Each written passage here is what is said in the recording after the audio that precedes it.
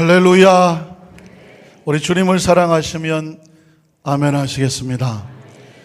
유년주일학교를 다녀보신 분은 우리 성가대가 찬양한 예수께로 가면 나는 기뻐요 얼마나 많이 불렀는지 모릅니다. 그런데 오늘 이렇게 또 어린이 주일을 맞아서 가정의 달을 맞이해서 성가대에서 어른용으로 찬양을 이렇게 편곡을 해서 부르는데, 우리는 모두 예수님 안에서 날마다 어린아이와 같죠.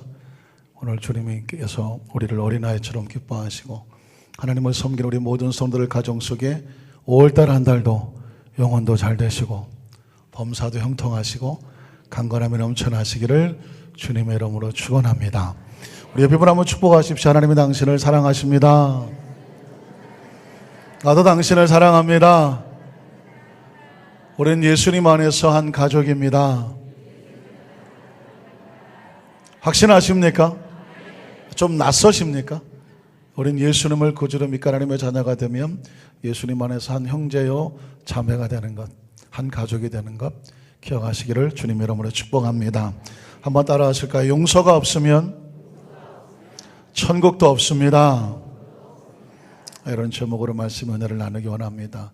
한 젊은 아빠가 5살짜리 여자아이 딸을 데리고 어른 예배를 참석하게 됐습니다. 5살짜리 꼬마가 어른 예배를 참석하면 어떨까요? 우리 중등부 학생들은 어른 예배들을 얼마나 잘 참석하는지 정말 기특하게 그지없는데 5살짜리도 정말 예배를 잘 참석할까요? 아빠는 좀 걱정이 됐어요. 예배 시간에 졸면 어떡하나, 떠들면 어떡하나, 지루하다고 나가자 그러면 어떡하나. 그랬는데 그 5살짜리 꼬마아이가 우리 중등부 학생처럼 졸지도 아니하고 떠들지도 아니하고 예배를 잘 드리는 거예요. 그게 참 신기했어요. 그래서 예배를 마치고 가면서 아빠가 딸에게 묻습니다. 너 어른 예배에 지루하지 않았어? 그랬더니 아빠가 옆에 있어서 지루하지 않았어요. 아빠랑 같이 있으니까 너무 좋다는 겁니다. 그랬어? 참 기특하죠. 그래 또 물었습니다. 너 목사님이 설교하시는 거 너 알아들을 수 있었어? 그랬더니 잘 알아들을 수는 없었지만 설교를 듣다 보니까 목사님 뒤에 십자가가 보였어요. 십자가를 보면서 한 가지 생각이 났습니다. 십자가는 더하기구나. 십자가는 더하기구나. 5살짜리 꼬마의 눈에 그 십자가가 보니까 유치원에서 배운 더하기 생각이 났습니다. 그래서 뭘 깨달았는데 했더니 목사님 말씀이 아마 예수님이 우리의 삶에 더하기로 오시는 분이라고 말씀하시는 것 같았어요. 그 얘기를 듣고 아빠가 딸에게 말합니다. 네가 나보다 어떻게 낫다? 훨 낫다. 그렇죠? 5살짜리 꼬마가 십자가를 보면서 예수님께서 우리에게 더하여 주시는 분, 플러스가 되어 주시는 분, 그런 고백을 할 수 있다는 것은 정말 놀라운 고백입니다. 실제로 예수님은 성경을 통해서 우리에게 플러스가 되시는 분입니다. 요한복음 3장 16절을 기억하십니까? 하나님이 세상을 이처럼 사랑하사 독생자를 주셨으니, 주셨다는 것을 다른 말로 바꾸면 더하셨으니, 플러스 하셨으니, 예수님을 믿고 플러스하는 사람마다 멸망하지 아니하고 무엇을? 영생을 플러스해 주시고 더하여 주시고 얻게 하신다. 믿으시면 아멘 하시기를 바랍니다. 그래서 예수를 구주로 믿고 하나님의 자녀가 되고 그 십자가 산상에서 흘리신 예수님 보혈을 통해서 우리는 죄에서 용서를 얻고 연약한 자가 성령의 충만함을 받고 가난과 저주가 떨어져 나가고 아브라함의 형통의 축복을 받고, 믿으십니까? 질병의 상처 속에서도 예수의 생명을 회복하고 치유해서 건강할 수 있으며 영생 천국을 플러스 더하여 받는 복을 받은 줄로 믿습니다. 그런데 한 가지 기억하셔야 할 것은 이 플러스가 그 주신 축복만 플러스하는 것이 아니라 예수님께서 우리에게 사셨던 예수님의 삶의 모습도 우리가 플러스를 해야 된다는 것입니다. 다시 말해서 크리스찬의 삶은 뭐냐? 어떻게 생각하십니까? 크리스찬 무슨 뜻일까요? 교회 다니는 사람? 예수 믿는 사람? 이렇게 말할 수 있겠지만 크리스찬이라고 하는 말의 원래 의미는 뭐냐면 예수 그리스도를 닮아가는 사람입니다. 다시 한번 묻습니다. 예수님을 믿으시면 아멘 하시기 바랍니다. 예수를 믿는다는 것은 크리스찬이죠. 크리스찬은 어떻게 하는 거라고요? 예수님을 닮아가는 사람입니다. 옆에 분에게 영어 한번 쓰시죠. Are you Christian? 당신은 크리스찬입니까? 한번 물어보세요. 이 이야기는 뭐냐면 당신은 예수님을 닮아가기 위해서 최선을 다하고 계십니까? 라는 의미죠. 뭐라고 대답할까요? 그렇습니다. 나는 진정한 크리스찬입니다. 예수님을 닮아가려고 최선을 다한다면 그분은 진정한 크리스찬인 것입니다. 오늘 말씀을 하면서 하기만 첫 번째 것은 뭐냐면 예수님이 과연 십자가에서 무엇을 하셨을까? 예수님은 십자가에서 우리를 대신해서 우리를 위해서 용서의 제물, 화목의 제물이 되어주셨다는 것입니다. 한번 따라 하실까요? 예수님은 십자가에서 용서의 제물, 화목의 제물이 되어주셨습니다. 첫 번째 사것은 제물이 무엇입니까? 제물이 뭘까요? 우린 좀 익숙하지 않을 수가 있는데 구약 성경에 보면 이스라엘 백성이 하나님께 나아가려고 하면 그 죄를 사함받고 하나님과 화목하기 위해서 반드시 제물을, 짐승을 잡아서 피를 흘리는 제물, 곧 예물을 하나님께 드리고서야 용서받고 화목할 수가 있었습니다. 구약 성경 레위기 3장 1절로 2절에 보면 사람이 만일 무슨 제물을, 화목제란다는 것은 화목하지 않았기 때문에 드리는 거죠. 죄를 지으면 하나님 관계가 단절이 되죠. 화목하지 않아요? 끊어져 버립니다. 그 사람이 하나님께 나와서 용서받고 관계를 회복하려면, 화목하려면 무엇이 필요하느냐? 제물이 필요합니다. 그때 드리는 제물을 화목제물이라고 말하는데, 화목제의 제물을 예물로 드리되 무엇을 드리려면? 소로 드리려면. 사람들은 각자 형편에, 경제적 형편에 따라서 어떤 사람은 소를 드리고 어떤 사람은 양이나 염소를 드리고, 그것도 형편이 안 되는 사람은 비둘기나 이런 새로 드리고, 그것도 안 되는 사람은 곡식의 가루로 드렸습니다. 그랬는데 만약에 소를 드린다고 하면 수컷이나 암컷이나 흠없는 것으로 야훼 하나님 앞에 드릴 것이니 그 예물이 뭐죠? 그 소의 머리에 안수하고 회막문에서 잡는다, 죽인다는 것이죠. 아론의 자손 제사장들은 그 잡은 소의 피를 제단 사방에 뿌려서 그 제사함과 용서의 의미를 펼치라는 것입니다. 여기서 여러분 한번 상상해 보십시오. 자, 우리가 죄인이면, 제가 죄인입니다. 제가 지은 죄를 하나님 앞에 용서받기 위해서는 제물이 필요해요. 화목 제물이 필요합니다. 그래서 수컷이나 암컷이나 소를 한 마리 가져옵니다. 그리고 하나님 앞에 나와서 그 제물을 잡기 전에 때로는 제사장이 손을 얹기도 하지만 그 죄인이 그 소의 머리 위에다가 두 손을 얹고 안수합니다. 그 손을 얹을 때에 여러분은 눈에 보이지 않겠지만 영적인 의미로 보면 내가 저질러 놓은 그 죄가 누구에게 전가가 될까요? 그 소에게 전가가 되는 것입니다. 그 소에게 안수하면서 간절히 하나님 앞에 속죄 제사를 기도하면 그 내가 지은 죄가 그 소에게 다 전가가 되어져요. 그러면 그 소는 내 죄를 대신 짊어지고 피를 흘려 죽게 되는 것입니다. 왜냐하면 범죄한 즉 죽으리라고 말했거든요. 죄는 어떻게 사함받느냐? 피로서 속죄함을 받는 것입니다. 내 피를 흘려야 되는데 그 소가 내 대신 피를 흘려서 제물이 돼서 하나님 앞에 제물로 태워지게 되면 영적으로 어떤 일이 벌어지게 되냐면 그 제물이 태워져서 하나님께 올라가므로 내 속에 있는 죄가 떨어져 나가고 하나님 앞에 의로운 용서와 화목의 모습을 갖게 되는 것입니다. 구약시대의 사람들은 그렇게 늘 하나님께 나아가면서 화목제물을 드리고 속죄제물을 드리면서 용서를 받았습니다. 그렇다고 한다면 사랑하는 성도 여러분, 예수님이 십자가에 사신 것은 뭐냐면 온 인류를 대신해서 저와 여러분을 포함해서 그 십자가에서 마치 짐승처럼 제물처럼 피를 흘려주심으로 말미암아 그 십자가를 바라보고 믿는 자에게는 우리의 모든 과거와 현재와 미래의 죄를 씻어주시는, 하나님 관계가 화목되어지는 화목제물이 되어 주셨다는 것입니다.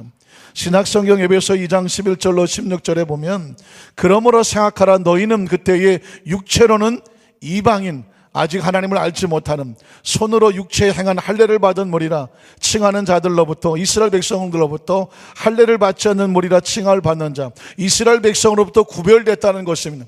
그때 너희는 아직 그리스도 밖에 있었다는 것입니다. 이스라엘 나라, 영적인 나라 밖에 있는 사람, 아직 죄인이었다는 것입니다.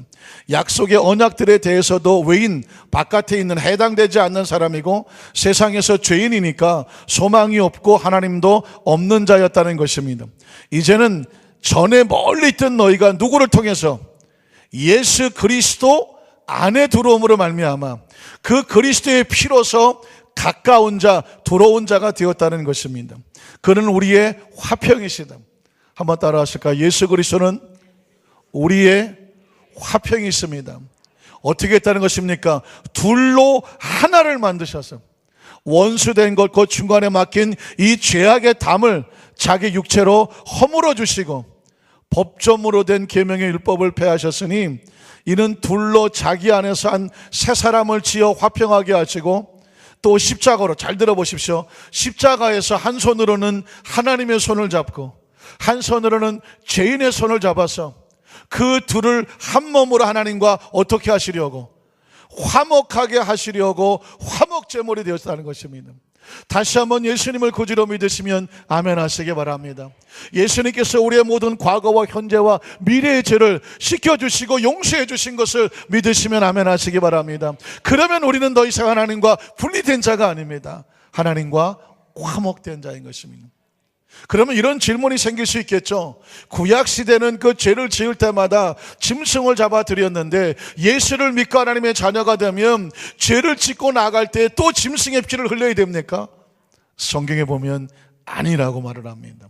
성경에 보니까 예수님이 십자가에서 흘리신 보혈은 단번에 영원히 사하시는 것이라고 말합니다. 히브리서 10장 10절로 18절에 보면 이 뜻을 따라 예수 그리스도의 몸을 어떻게 들이심으로, 단 한 번에 들이심으로 말미암아 우리 모두가 거룩함을 얻게 되었습니다. 제사장마다 매일 서서 섬기며 자주 같은 제사를 드려, 구약시대를 말하는 것입니다. 이 제사는 언제나 항상 죄를 없게 하지 못하는 것, 한 번밖에 안 되는 것입니다. 그러나 오직 그리스도는 죄를 위하여 한 번이라고 말하죠. 한 번에 영원한 제사를 드리시고 하나님 우편에 앉으셨으니 그 후에 자기 원수들을, 마귀와 흑암의 세력들을 자기 발등상에 되게 하실 때까지 기다리시나니 그가 거룩하게 된 자들, 예수를 믿고 하나님의 자녀된 자들이죠, 한 번의 제사로 영원히 온전하게, 한번 따라 하실까요? 한 번의 제사로 영원히 온전하게 하셨느니라. 15절을 보면 또한 성령이 우리에게 증언하시되 주께서 이르시되 그날 후로는 그들과 맺을 언약이 이것이라 하시고 내 법을 그들의 마음에 두고 그들의 생각에 기록하리라 하신 후에 또 그들의 죄와 그들의 불법을 내가 다시 뭐하지 않아요? 눈물 나지 않습니까? 우리의 죄와 우리의 불법을 예수님 십자가에서 다 씻어 단 한 번에 영원히 거룩하게 하시고 내가 다시는 뭐하지 않으리라? 뭐하지 않으리라? 기억하지 않으리라. 사랑하는 성도, 여러분은 별로 감동이 없으신가 보네. 내 지나온 삶 속에 내가 저질러 놓은 불법들, 부끄럽고 수치스러워서 누가 알까봐 부끄러워 견딜 수 없는 지나간 삶의 모든 부정한 일들, 그 죄의 모습을 예수님께서 뭐하지 아니하시겠다고요? 다시는 기억하지 아니하리라. 제가 보니까 우리 교회 성도들은 상당히 의로우셔. 그래서 주님이 기억할 게 별로 없어, 그런 표정이신 것 같아요. 저는 너무나 감사해요. 내가 다시는 너의 지나간 과거의 그 불법과 부정한 것과 죄의 모습을 뭐하지 아니하시리라? 기억하지 아니하신다. 이것들을 사하셨전정 다시 죄를 위하여 제사 드릴 것이 없느니라. 우리가 예수를 구주로 믿으면 우리의 지나간 과거와 현재와 미래의 죄를 다 사하여 주셨어요. 그러므로 우리가 죄를 짓고 깨달을 때마다 회개하고 돌이켜 하나님 앞에 돌아오면 주님께서 우리의 죄를 용서하여 주셔서 다시 회복할 수 있는 은혜와 은총을 주시는 줄로 믿습니다. 이게 용서받은 크리스찬들의 마음에 주신 축복이거든요. 그러면 용서받은 자는 어떻게 해야 되느냐? 왜냐하면 용서가 내 안에 들어왔으니 용서가 증거돼야 되지 않겠습니까? 정말 내가 용서받은 사람인가? 그 용서받은 사람의 표적이 나타나지 않겠습니까? 성경에 보면 히브리서 10장 19절로 25절에 보면 용서받은 자들은 이렇게 용서받은 표식이 있어야 된다고 말합니다. 그러므로 형제들아, 우리가 예수의 피를 힘입어 성소에 들어갈 담력을 얻었나니 그 길은 우리를 위하여 휘장 가운데로 열어놓으신 새로운 살 길이요 휘장은 곧 그의 육체니라. 또 하나님의 집 다스리시는 큰 제사장이 계심에 우리가 마음에 뿌림을 받아 악한 양심으로부터 벗어나고 몸은 맑은 물로 씻음을 받았으니 참 마음과 온전한 믿음으로 하나님께 나아가자. 또 약속하신 이는 믿으시니 우리가 믿는 도리의 소망을 움직이지 말고 굳게 잡고. 자, 여기 보십시오. 예수 안에서 용서받아서 하나님의 자녀된 사람은 이런 증거가 나타나야 돼요. 서로 어떻게 하며 돌아본다는 얘기는 돌보아 준다는 것이죠. 그리고 사랑과 무엇으로? 착한 행실로 서로 뭐 해줘야 돼요? 격려하라고 말했습니다. 격려하고 위로하고 배려하고 일으켜 세워줘야지. 나는 용서받았으면서 다른 사람을 격려하지 못하고 착한 선행으로 돌봐주지 아니하면 그 속에 진정한 용서의 모습이 있다고 아무것도 생각하지 않는다는 것입니다. 제가 이 예화를 듣고 평생을 잊어버리지 않는 그런 예화 하나가 있는데요. 여러분 혹시 포장마차 자주 다니십니까? 이때 손 바짝 드시는 분들은 조금 뭘 들어가시는지 궁금하지 않겠습니까? 여러분 예전에 포장마차를 가보면 제일 맛있던 게 뭘까요?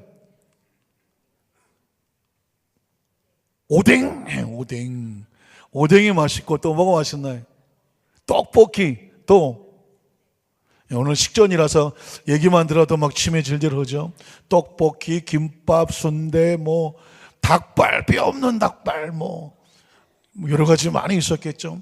그런데 그 포장마차에서요 가장 오래되고 가장 군기반장을 하는 친구가 누군가 그랬더니 오뎅이었다고 합니다. 모든 음식을 먹을 때 오뎅 국물이 없으면 못 먹어. 그래서 포장마차 주인이 오뎅을 반장으로 세웠습니다. 그런데 이 오뎅이 반장이 되고 나서 보니까 아주 기분 나쁜 놈이 딱 하나 있어요. 그게 누구냐면 김밥이에요. 왜냐하면 오뎅은 보시다시피 겉에도 누리끼리하고 속도 누리끼리예요.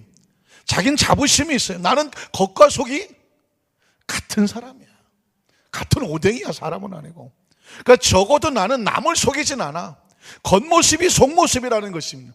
그런데 가만히 보니까 김밥이라는 놈은 겉은 그냥 까맣게 정장을 차려입고 기름칠을 쫙 해서 번질번질해요. 그런데 속을 까보면 하얗고 뭐 온갖 잡동에 잘 들어가 있어요. 그러니 오뎅의 사고로 볼 때는 김밥이 영 기분 나빠요. 그래서 오뎅이 늘 마음속에 어떤 마음이 있었냐면 내가 언제 날 잡아서 저 김밥을 아주 옆구리를 터뜨리든지 그냥 뭐 패줘야지. 난 저렇게 속과 겉이 다른 건 아주 성질이 안 맞아요. 그래서 기회를 보고 있었는데 때가 왔습니다. 겨울철에 해 넘어가기 전에 어두스러움할 때에 갑자기 주인 아저씨가 오뎅에게 오반장, 내가 화장실 갔다 올 테니까 아그들 잘 보고 있어. 그러니까 잘 다녀오시지 말입니다. 제가 잘 보겠습니다. 그러면서 그냥 오뎅이 드디어 기회가 온 거예요. 아무것도 없어요. 그래서 쭉 늘어져 있는 김밥을 향해서 덮쳤습니다.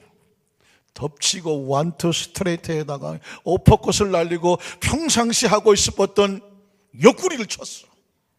그때 옆구리가 터지면서 나온 얘기가 뭐예요? 김밥 옆구리 터지는 소리가 나요. 그래서 넌 막 패더니 밑에 있던 김밥이 소리 지르는 겁니다. 왜 때리냐고 나를. 그랬더니 너는 속과 겉이 다른 아주 나쁜 놈이야. 나한테 맞아야 돼. 이 김밥이 나쁜 놈. 그랬더니 밑에서 하는 소리가 저 김밥 아닌데요. 오뎅이 정신이 번쩍 나서 이 그림을 먼저 보여주면 저게 어떻게 되는 거야 저게. 그럼 넌 뭐냐 그랬더니 지는 순대인데요. 그랬더니 순대. 그림을 보여줘갖고 이 짜고 쳐야 되는데 못 짜고 쳐갖고는 김밥인 줄 알고 덮쳤는데 컴컴하니까 길게 누워있어갖고 그냥 덮치고 쳤어요. 근데 알고 보니까 김밥이 아니고 뭐라고요? 순대라네. 순대는 김밥처럼 생겼지만 겉과 속이 같잖아요. 여러분 그냥 조커처럼 들리지만 굉장한 마음의 감동이 있었습니다. 야, 겉과 속이 다르면 누구한테 얻어맞아요? 오뎅한테 얻어맞죠. 조심하셔야 돼요. 그러니까 다른 얘기가 아닙니다. 크리스찬은 겉과 속이 같아야 된다는 건데, 용서받은 모습은 있는데 그 안에 용서가 나오지 않는다면 겉모습의 용서는 빤지르한 모습처럼 난 용서받았습니다, 예수님 믿고 난 용서받았어요, 그렇게 겉모습은 화려할지 모르지만 그러는 정작 자기 자신의 속에 용서가 나오지 않는다면 그 사람의 겉모습을 누가 용서하는 사람이라고 말하겠습니까? 미국 속담에 보면 오렌지를 밟아서 으깨면 아무리 밟아도 그 속에서 나오는 것은 오렌지 향기요 오렌지 즙이라고 말했습니다. 다시 말해서 겉과 속이 같다는 것이죠. 여러분, 그래서 두 번째로 용서받음, 예수님 앞에 용서받은 사람은 그 속에서 용서가 나와야 천국이 있는 것입니다. 한번 따라 하실까요? 용서받은 사람은 그 속에서 용서가 나와야 천국 백성입니다. 왜 용서해야 되느냐고요? 용서는요, 해도 좋고 안 해도 좋은 것이 아니라 하나님의 사람들에게 예수님이 직접 명령하신 것입니다. 예수님께서 명령하시면서 제자들에게 말했을 때 제자들이 그럼 얼마나 용서하느냐고 물었던 장면을 기억하십니까? 마태복음 18장 21절로 22절에 보니까 그때의 베드로가, 수제자죠, 예수께 나와 이르되 주여, 형제가 내게 죄를 범하면 몇 번이나 용서해 주면 좋겠습니까? 아마도 우리나라 사람들은 3-4번 그랬을지 몰라요. 그런데 베드로가 인심을 씁니다. 몇 번까지? 한 7번 용서해 주면 될까요? 라고 물었습니다. 그랬더니 예수께서 이르시되 내가 내게 이르노니 7번뿐만 아니라 7번을 70번까지라도 뭐 해야 된다? 용서해 줘야 된다고 말했습니다. 그런 머리가 돌아가시는 분들은 490번만 하고 그냥 491번째 용서하지 않으면 되네, 그게 아니죠. 70번씩 7번이라는 뜻은 뭘까요? 끊임없이 계속해서 용서를 빌고 회복하기를 원하는 사람이 있다면 기꺼이 거절하고 거부하지 말고 뭐 해줘라? 용서해 주라는 것입니다. 이것이 우리를 용서하신 예수 그리스도의 명령입니다. 그러면 이렇게 말할지 몰라요. 그러면 그 사람이 잘못한 것은 그 대가는 어떻게 치릅니까? 그 대가는 우리가 신경 쓸 게 아닙니다. 그 대가는 그 잘못을 저지른 사람이 하나님 앞에서 대가를 치를 거예요. 우리가 할 것은 보복하고 복수하는 것이 아니라 나도 용서받았으니, 하나님께서 나를 보복하고 복수하지 않으셨으니 나도 그 사람을 기꺼이 용서하고 그리고 놓아주는 것입니다. 사랑하는 성도 여러분, 오늘 우리가 하나님 앞에서 이런 용서를 해야 되는데 용서받은 사람이 용서하지 않으면 어떻게 될까요? 마태복음 18장 29절로 35절에 보면 그 어마어마한 용서를 받은 사람이 다른 사람을 용서하지 않을 때 아주 잔혹하고 냉혹하고 비참한 결과가 기다리고 있습니다. 그 동료가 엎드려 간구하여 이르되 나에게 참아주소서 갚으리이다 하되 허락하지 아니하고 이에 가서 그가 빚을 갚도록 옥에 가두거늘 그 동료들이 그것을 보고 몹시 딱하게 여겨 주인에게 가서 그 일을 다 알리리니 이에 주인이 그를 불러다가 말하되 자, 앞에 부분을 제가 생략했기 때문에 혹시 이해가 되지 않으시겠는데 여기서부터 이해가 됩니다. 악한 종아, 이렇게 말합니다. 내가 빌기에 내가 내 빚을 전부 탕감해줬다. 자, 이 악한 종은 어떤 사람이냐면 자신이 어떤 주인에게, 사람에게 수십억 원의 빚을 졌습니다. 수십억 원의 빚을 갚을 길이 없죠. 그 주인이 이 사람을 불쌍히 여겨서 그 수십억 원의 빚을 다 없애주었습니다. 탕감해 줬다는 것입니다. 그랬더니 그 수십억의 빚을 탕감받은 사람이 그 다음 절을 볼까요? 가다가 자기 동료에게 얼마를 받을 게 있냐면 15,000원을 받을 게 있었어요. 수십억을 탕감받은 사람이 길거리에서 만난 자기 친구에게 너 내 돈 15,000원 꼬가고 안 갚았지? 갚으라고 멱살을 붙잡고 경찰서를 끌고 가서 감옥에 넣어버리고 말았다는 것입니다. 이 사실을 옆에서 본 친구가 어이가 없는 거예요.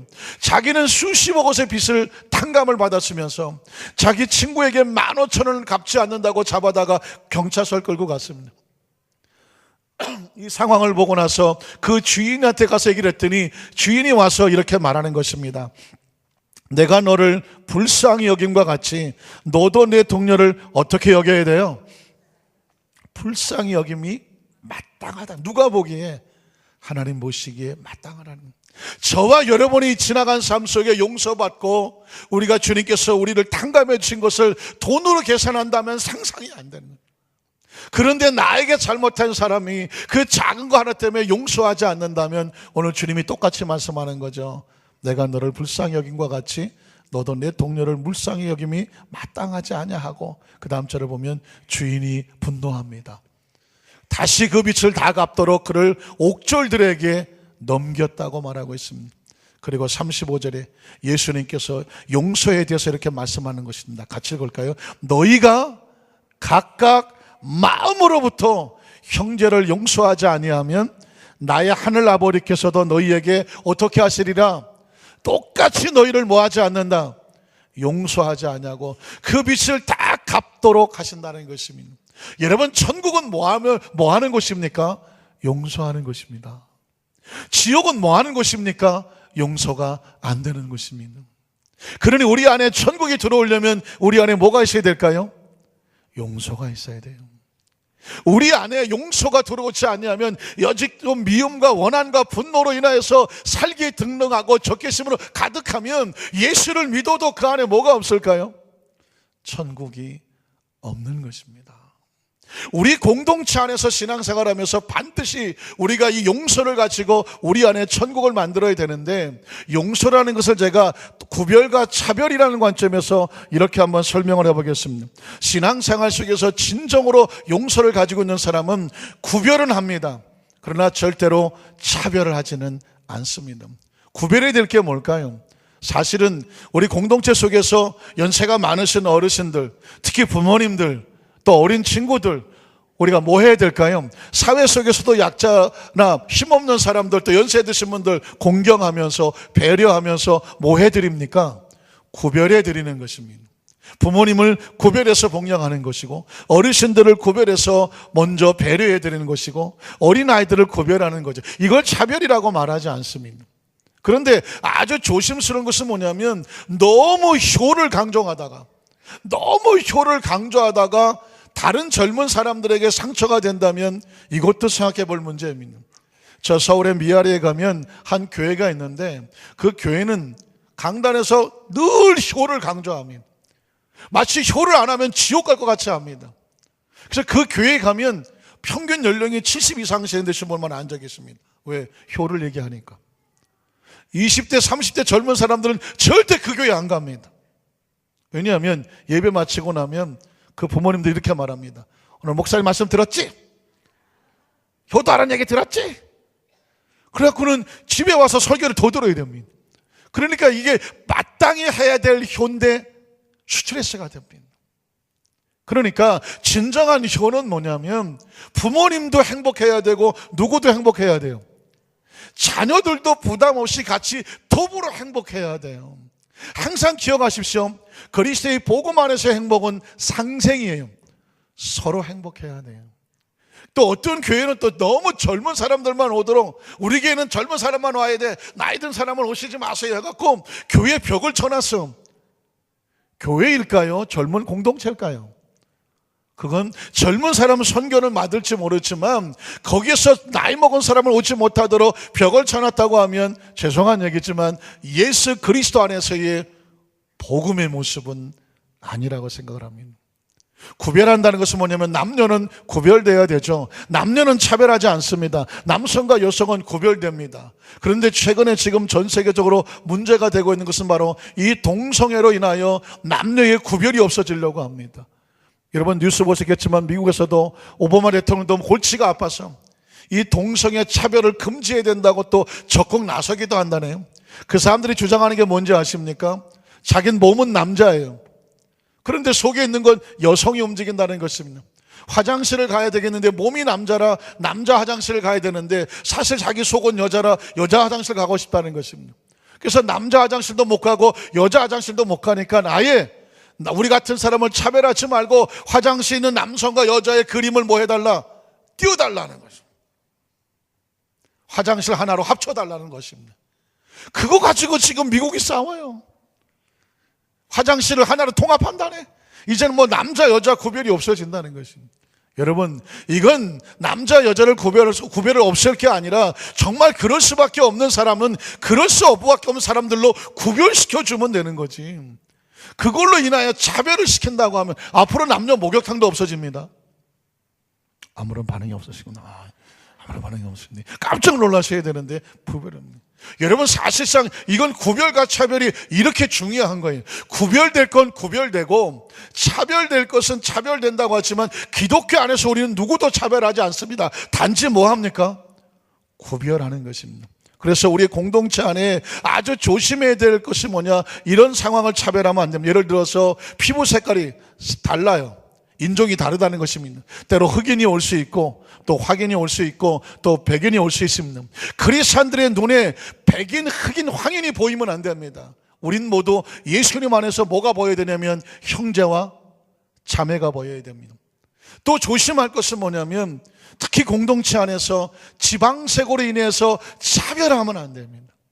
제가 왜 이 이야기를 드리냐면 제가 신학을 하고 여의도 교회에서 교회학교 교사를 할 때에 굉장히 충격받은 사건 하나가 지금도 제 머릿속에 떠나지 않습니다. 이 말씀을 할 때마다, 구별과 차별을 할 때마다 꼭 이야기를 드립니다. 왜냐하면 그때 당시 교회학교 교사 성경 퀴즈대회가 있어서 거의 한 달 동안을 저녁마다 모여서 합석을 하면서 공부를 했어요. 각 학년에서 공부하시는 분들이 같이 모여서 그때 저하고 연배가 비슷한 선생님이 한 분 계셨는데 경상도 분이었어요. 저한테 이렇게 말하더라고요. 김 선생 고향이 전라도 아이가? 왜? 나 전라도인 줄 알고 내가 1년 동안 미워했는데? 지금도 생생합니다. 제가 쓰는 말투 가운데 전라도 맛씨가 나온다는 거예요.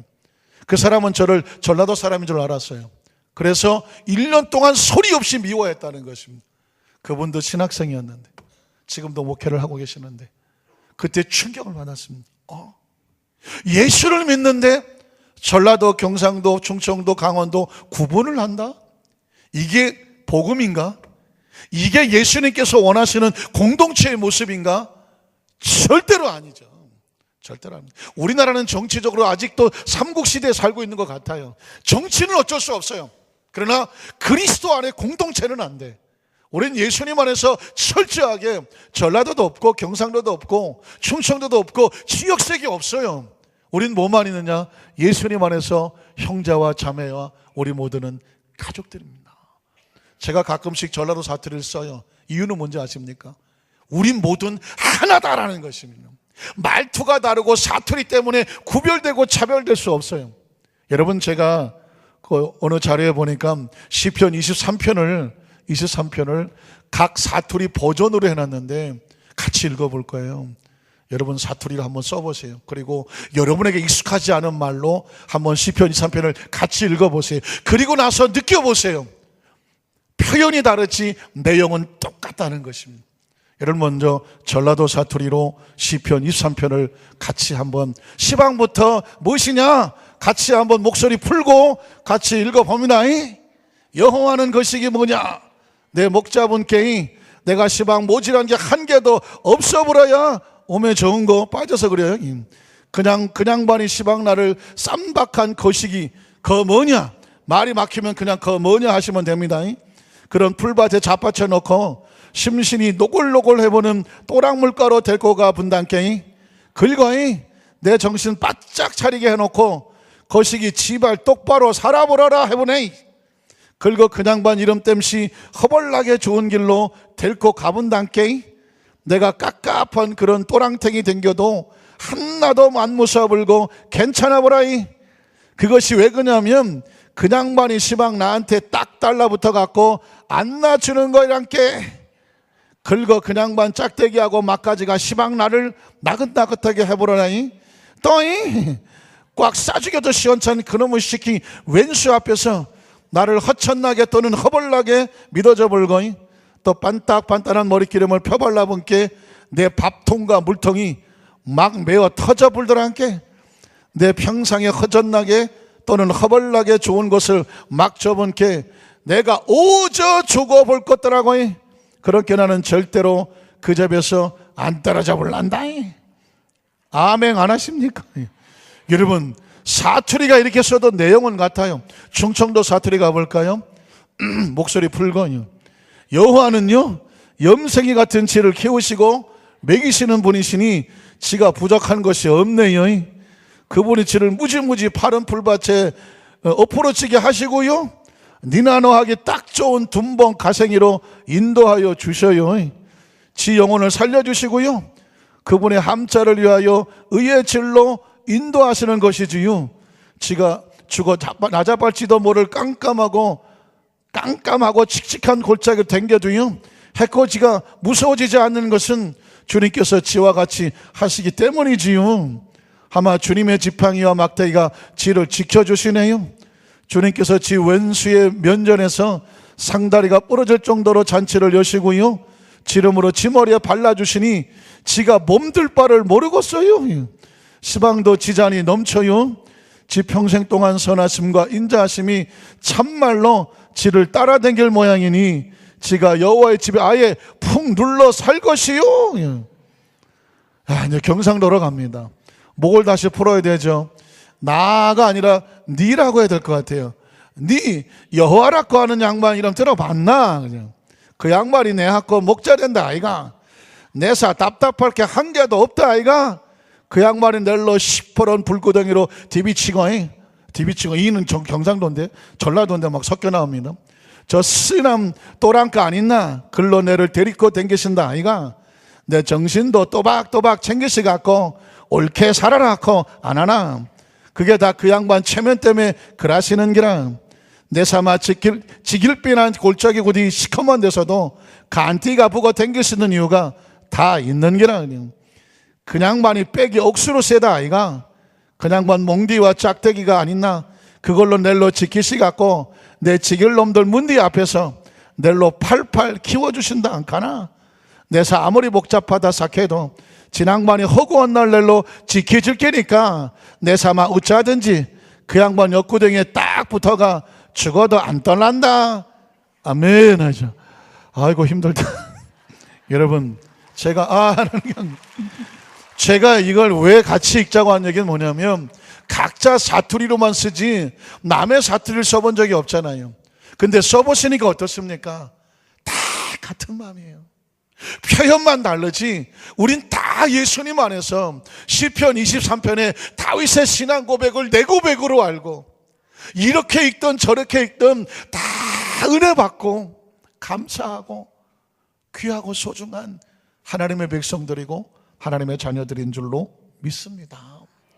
그런데도 불구하고 여전히 신앙의 공동체 안에서 이런 조금의 차이 때문에 서로 차별하고 손가락질하고 비판하고 정죄하고 그런 무서운 마음을 든다고 하면 이건 평생의 신앙생활하면서 헛질하는 거란 말이에요. 왜냐하면 오늘 성경 본문에 보면 이건 바깥의 이야기가 아니었어요. 우리 공동체 안에 벌어지는 가슴 아픈 모습 하나가 있습니다. 누가복음 15장 17절로 21절에 보면 탕자가 아버지께로 돌아옵니다. 자 보실까요? 이에 스스로 돌이켜 이르되 내 아버지에게는 양식이 풍족한 품권이 얼마나 많은가. 나는 여기서 줄여 죽는구나. 내가 일어나 아버지께로 가서 이르기를 아버지 내가 하늘과 아버지께 죄를 지었사오니 지금부터는 아버지의 아들일 걸음을 감당하지 못하겠나이다. 나를 품꾼의 하나로 보소서 하리라 하고 이에 일어나서 아버지께로 돌아가니라. 아직도 거리가 먼데 아버지가 그를 보고 측은히 여겨 달려가 목을 안고 입을 맞추니 아들이 이르되 아버지 내가 하늘과 아버지께 죄를 지었사오니 지금부터는 아버지의 아들이라 일컬음을 감당하지 못하겠습니다. 여기서 질문 하나 드릴게요. 왜 탕자인지 아십니까? 아버지 재산 가지고 집 나갔다고요? 아버지 재산 아닙니다. 아버지가 주신 재산입니다. 집 나간 것 잘못 아닙니다. 왜? 나이가 먹어서 자기 나름대로 성공해 보려고 나간 겁니다. 허랑방탕하고 다 써버렸다고요? 지 돈 가지고 지가 썼는데 누가 탕자라고 말합니까? 사실 왜 이 사람을 탕자라고 말하느냐는 것은 중요한 것인데 한국 사람이나 다른 나라 사람은 모르고 유대인의 관점에서 보면 기가 막힌 일이 벌어집니다. 우리나라도 쉽지 않지만 유대인들의 관점에서 볼 때 아버지가 살아있는데 유산을 달라고 말한 얘기는 두 가지 의미가 있습니다. 하나는 뭐냐면 아버지 빨리 돌아가셔요. 아버지가 가야 그게 나한테 온다기 때문에 살아있는데 재산 달라 유산 달라는 얘기는 빨리 돌아가시라는 것입니다. 두 번째, 아버지하고 나하고 인연 끊겠다는 것입니다. 아버지를 더 이상 아버지로 인정하지 않겠다는 것입니다. 이 두 가지가 뭐냐? 유산을 달라는 것입니다. 그런데 그 아들이 그 유산을 받아서 먼 곳으로 갔습니다. 유대인들의 관점에서 보면 세상에 이런 놈은 없어요.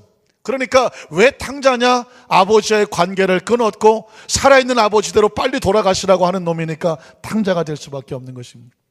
그런데 그 탕자가 아버지께로 돌아와. 아버지께로 돌아온다는 얘기 뭐냐면 영어 성경에 보면 He came to himself인데 아버지께로 몸이 돌아오는 것이 아니라 제정신이 돌아왔다는 것입니다. 아, 내가 뭘 잘못한 줄 알았구나. 제정신이 돌아오는 걸 회개라고 말하는 것입니다. 그래서 아버지께로 돌아왔습니다. 그런데 그 아들을 만난 아버지의 모습을 볼까요? 22절로 24절에 보면 아버지는, 그 아버지가 누구예요? 그 아들이 빨리 돌아가시라고 했던 아버지, 더 이상 당신은 내 아버지가 아니라고 했던 그 아들, 그 아들의 아버지. 아버지는 종들에게 이르되 제일 좋은 옷을 내어다 입히고 손에 가락지를 끼우고 발에 신을 신게라. 그리고 살찐 송아지를 끌어다가 잡으라. 우리가 그 탕자와 함께 먹고 즐기자고 말합니다.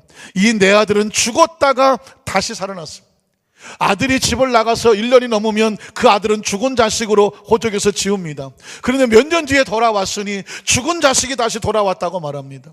자, 내가 잃었다가 다시 얻었다고 말합니다. 그 아들이 자기를 아버지로 인정하지 않았음. 그런데 다시 돌아와. 그러니 내 잃었던 아들을 다시 찾았다고 말하면서 즐거워하는 것이었습니다. 여기까지는 이해가 됩니다. 문제는 뭐냐면 맏아들의 모습입니다. 25절로 30절에 보면 맏아들은 밭에 있다가 돌아와 집에 가까이 왔을 때 풍악과 춤추는 소리를 듣고 한 종을 불러 이 무슨 일인가 물은데 대답하되 당신의 동생이 돌아왔음에 당신의 아버지가 건강한 그를 다시 맞아들이게 됨으로 인하여 살찐 송아지를 잡았나이다 하니 그가 노하여, 화가 났습니다. 잘 보십시오. 그가 노하여 들어가고자 하지 아니하거늘 아버지가 나와서 권한대 아버지께 대답하여 이르되 아버지, 내가 여러의 아버지를 섬겨 명을 어김이 없거늘 잘못한 것이 없었다는 것입니다. 내게는 염소 새끼라도 주어 나와 내 버치러 즐기게 하신 일이 없더니 이 자식을 보십시오. 아버지의 살림을 장녀들과 함께 삼켜버린 이 나쁜 놈이 돌아왔는데 이를 위해서 살찐 송아지를 아버지가 잡고 계시니 내가 어떻게 들어갑니까? 라고 하는 말입니다. 잘 들어보십시오. 이 맏아들의 말이 맞는 것처럼 보이지만 정확하게 틀린 말을 하고 있습니다. 왜냐하면 성경을 아시겠지만 아버지가 살아있으면서 그 유산을 각각 나누어서 작은 아들에게도 주고 큰 아들에게도 주었습니다. 큰 아들도 똑같이 탕자입니다. 아버지가 살아있는데 유산을 받았다는 얘기는 뭐냐면 아버지는 더 이상 내 아버지가 아니란 뜻이고, 아버지가 살아있는데 유산을 받았다, 그 얘기는 뭐냐면 아버지 빨리 돌아가셔야 내재 센답니다. 그런 의미와 똑같습니다. 그러니까 그 유산을 받는 순간 큰 아들도 탕자요, 작은 아들도 탕자였습니다. 그런데 이 큰 아들이 작은 아들을 향하여 손가락질을 하고 있습니다. 나는 저런 짓은 안 했다는 것이죠. 그러나 아버지가 볼 때 유대인의 법으로 보면 둘 다 탕자였다는 것입니다. 이건 공동체 안에서 벌어지는 상황입니다. 우리가 신앙생활하면서 우리 가운데서 가슴 아프지만 서로가 서로를 향해서 저놈보단 내가 낫다 라고 말하는 순간 맏아들의 모습이 될 수밖에 없습니다. 저는 얼마 전에 한 권사님의 이야기를 듣고 제가 막 입에 거품을 물고 싶은 그런 가슴 아픈 생각이 있었습니다. 제주도 근처에 어떤 섬이라고 말하진 않겠습니다. 제주도 근처에 어떤 섬이 있는데 그 권사님이 그 섬 쪽으로 이사를 가신 적이 있다고 합니다. 그 지역에 교회를 갔는데 처음에는 얼마나 잘해두는지 감동을 먹을 정도였다고 합니다. 그런데 이제 교회를 다니다가 보니까 집사도 되고 권사도 돼야 되는데 집사도 되고 권사 되려고 그랬더니 딱 막으면서 당신은 절대로 우리 교회 권사 집사 될 수 없다고 말하더랍니다. 왜 그러냐고 그랬더니 육지 것들은 안 된다는 것입니다. 처음 들어봤습니다. 육지 것들. 이 교회는 섬 마을 사람들이 모여있는 곳이기 때문에 외지에서 이사 온 육지 것들이 와서 교회의 재직이 되는 것을 허락할 수 없다. 이게 지금 교회입니까? 제가 막 화가 나더라고요. 그래서 물었습니다. 권사님, 그동안 어떻게 지냈냐고 했더니 눈물로 지냈다고 하더라고요. 또 물었습니다. 그럼 그 교회 목사님은 뭐 하셨냐고 내가 그랬어요. 그랬더니 그 교회 목사님도 안 되는데 왜? 육지 것이라서. 육지 것이라서 그 교회 토박이 성도들이 목사님 말도 안 듣는데 그냥 설교만 하라고. 결국은 그 육지권 목사님도 못 견디고 보러 육지로 가셨다고 하네요. 제가 어떤 생각이 드냐면 그 교회는 예수님도 못 가. 왜 그럴까요? 예수님도 육지 것이네. 육지 것들은 거기 못 가. 여러분, 이런 모습이 우리나라에만 있다는 것은 기가 막힌 일입니다. 이건 더 이상 절대 교회가 아니에요. 미국에 그런 비슷한 일이 있었습니다. 한 흑인이 지방에 출장을 갔죠. 그래서 신실한 크리스천이라 주일날 그 주위의 교회를 찾아갔습니다. 헐레벌떡 그 교회를 뛰어 들어가려고 그랬더니 앞에 안내하는 정장을 입은 그 남녀 교회 안내 집사님들인가 본데 딱 가로막더니 당신은 이 교회에 들어올 수 없습니다라고 막더라는 것입니다. 아니 왜 그러냐고 그랬더니 교회 이름을 보시라고. 교회 이름을 봤더니 화이트 처치였어요. 백인 교회였습니다. 당신은 블랙이기 때문에 이 화이트 처치엔 들어올 수 없다고 말합니다. 그런 일이 어딨냐고. 예수를 믿는데 화이트가 블랙이 뭐가 소용있냐고. 난 예배 드리고 싶다고 그랬더니 우리 교회 법상 블랙 피플, 칼라 피플은 유색인종은 우리 교회에 들어올 수 없다는 것입니다. 그 교회에서 거부당하고 그 앞에 공원에 벤치에 앉아서 쿨럭 울면서 눈물을 흘리면서 하나님 이럴 수가 있습니까? 그런데 마침 어떤 한 사람이 오면서 옆에 와서 왜 울고 있느냐고 묻더랍니다. 그래서 사실은 이래서 그 교회에서 예배드리지 못하고 쫓겨났다고. 아 그랬더니 그분이 이렇게 말하더랍니다. 나도 그 교회에서 방금 쫓겨났다고. 당신은 누구시냐고 그랬더니 나는 예수라고 얘기하더라고요. 예수님도 그 교회에서 쫓겨났어. 왜? 색깔이 화이트가 아니라서. 화이트가 아니라서. 여러분, 우리의 신앙생활 하면서 가장 무서운 게 뭔지 아십니까? 우리끼리 정해놓아서 우리끼리야. 그런데 교회는 하나님의 나라가 아니면 교회가 아니에요. 예수님이 안 계시면 더 이상 교회가 아니에요. 그러니까 그 어떠한 것들로도 주님께서 이 교회에 와서 우리의 공동체에서 주인 되시는 것을 가로막을 일이 없습니다. 예수님을 믿기 전에 여러 가지 많은 것들이 차별이 있었고 생각이 다 달랐을 거예요. 그러니 예수님 안에 들어오면 뭐가 깨져야 되냐면 우리 모두는 그냥 예수님 안에서 형제와 자매일 뿐이에요. 구원받고 용서받은 자녀들이에요. 우리가 할 것은 우리 속에 가득한 예수 그리스도의 용서를 가지고 다른 생명들을 살리고 회복하고 치유하고 용서해주고 선행으로 서로 돌아보는 것이지 우리가 누구를 향해서 손가락질할 존재가 아니라는 것입니다. 말씀을 정리합니다. 사랑하는 성도 여러분, 예수님의 십자가를 바라보면서 무엇이 보이십니까? 한 계집아이, 꼬마아이처럼 십자가에서 플러스 되신 예수님 모습을 바라봅니까? 더 나아가서 예수님께서 우리에게 원하시는 십자가의 사명의 짐을 바라보십니까?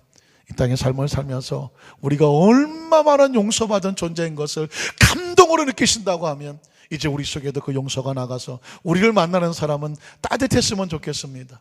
우리를 만나는 사람이 용서받았으면 좋겠습니다. 우리를 만나는 사람이 격려를 받았으면 좋겠습니다. 우리를 만나는 사람이 우리 때문에 힘을 얻었으면 좋겠습니다. 아무도 그 사람 편들어 주지 않았는데 우리를 만나는 사람이 우리로 인하여 그 사람이 편이 되어지고 그리고 우리로 인하여 예수님을 만나고 용서받았으면 좋겠습니다. 우리 공동체가 그런 공동체가 되시기를 주님의 이름으로 축원합니다.